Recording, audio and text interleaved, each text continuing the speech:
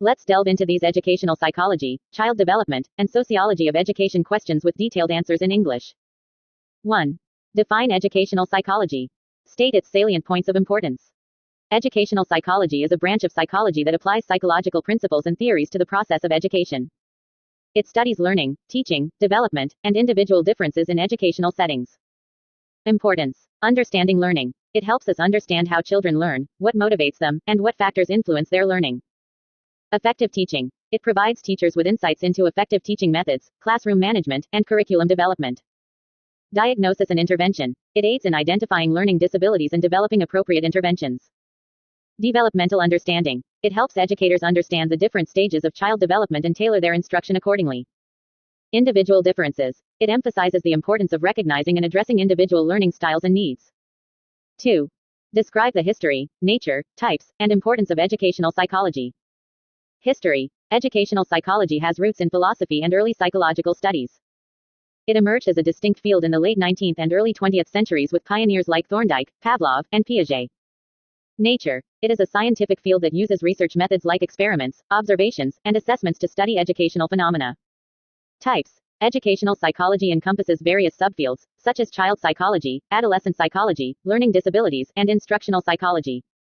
Importance. See points in question 1. 3. Describe the 3 laws of learning and the characteristics of effective teaching. Thorndike's laws of learning. Law of effect. Behaviors followed by satisfying consequences are more likely to be repeated. Law of exercise. Practice strengthens the connection between a stimulus and a response. Law of readiness. Learners must be physically and mentally ready to learn. Characteristics of effective teaching. Clear objectives. Lessons should have well-defined and measurable learning goals. Engaging content. Material should be relevant, interesting, and challenging for students. Effective instruction. Teachers should use a variety of teaching strategies to cater to different learning styles. Supportive environment. Classrooms should be positive, inclusive, and conducive to learning. Feedback. Students need regular feedback on their progress to improve. 4. What are gifted children? Describe their characteristics in detail.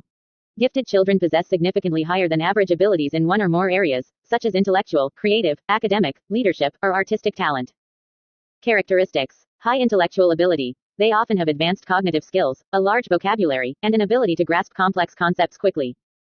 Creativity. They may be highly imaginative, original thinkers, and excel at problem solving.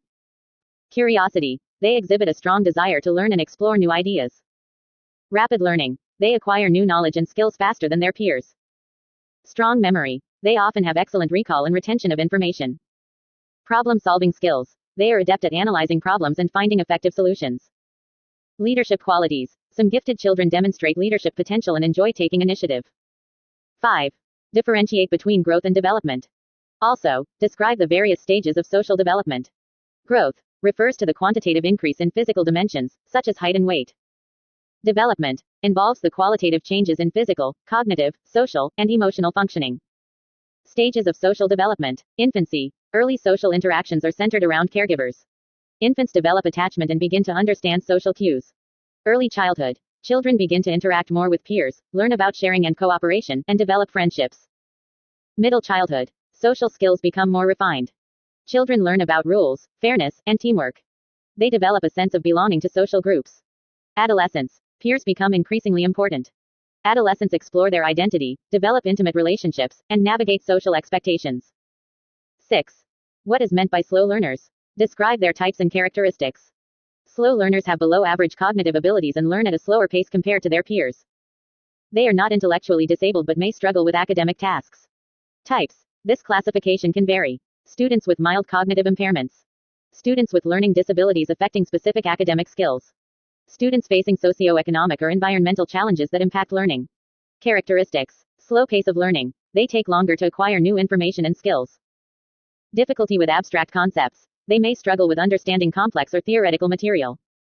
Limited attention span. They may have trouble focusing and staying on task. Poor memory. They may have difficulty remembering information. Low self-esteem. They may lack confidence in their academic abilities. 7. Describe the role of school in the social development of a child. Schools play a crucial role in socializing children. Social environment. Schools provide opportunities for children to interact with peers from diverse backgrounds. Social norms and values. Schools teach children about social rules, expectations, and appropriate behavior.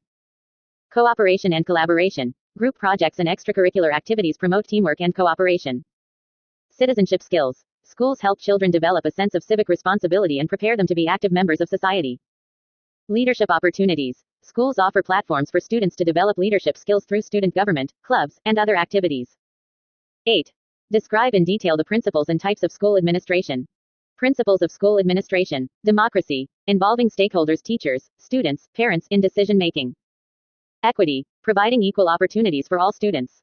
Justice, fair and impartial treatment for everyone. Transparency, openness and accountability in school operations. Responsibility, holding individuals accountable for their actions. Collaboration, working together to achieve common goals. Types of school administration. Centralized, decision-making power is concentrated at the top. E.g., the principal or superintendent. Decentralized, decision-making is distributed among various individuals or departments. Autocratic, the administrator makes decisions independently, with little input from others. Democratic participative, involves stakeholders in the decision-making process. 9. Discuss the school as a comprehensive social center. Schools serve as vital social hubs within communities. Cultural center. Schools often host cultural events, festivals, and celebrations. Community engagement. Schools can be centers for community meetings, adult education programs, and other social services. Social support. Schools may provide counseling, health services, and other forms of support to students and families. Intergenerational connections. Schools can facilitate interactions between different age groups through mentorship programs or community projects. 10. What is meant by education through imitation? Explain the process of education through imitation with examples. Education through imitation involves learning by observing and copying the actions, behaviors, or skills of others, particularly role models. Process. Observation. The learner pays attention to the model's behavior. Imitation. The learner attempts to reproduce the observed behavior. Reinforcement. If the imitated behavior is successful or rewarded, the learner is more likely to repeat it. Examples. A child learns to speak by imitating the sounds and words of their parents. Students learn social skills by observing the behavior of their teachers and peers. Apprentices learn a trade by imitating the techniques and practices of skilled craftsmen. 11. Define intelligence measurement and describe its types and theories and the factors influencing it. Intelligence measurement involves the use of standardized tests to assess an individual's cognitive abilities.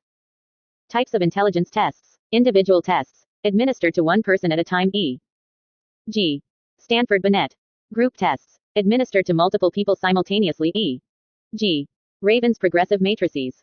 Verbal tests require the use of language. Nonverbal tests do not rely on language. Theories of intelligence. Spearman's two-factor theory. Intelligence consists of a general factor G and specific factors S. Gardner's theory of multiple intelligences. There are several distinct types of intelligence. E.g., linguistic, logical, mathematical, musical. Sternberg's triarchic theory. Intelligence involves analytical, creative, and practical abilities. Factors influencing intelligence. Heredity. Genetic factors play a role in intelligence. Environment. Early childhood experiences, education, and socioeconomic factors influence cognitive development. Nutrition. Proper nutrition is essential for brain development. Health. Physical and mental health can affect cognitive abilities. 12. Describe 5 advantages and disadvantages of introspection and give practical suggestions for improvement. Introspection. Examining one's own thoughts and feelings. Advantages. Direct access. Provides first-hand insights into mental processes. Rich data. Offers detailed information about subjective experiences. Easy access. Requires no special equipment. Cost-effective. Generally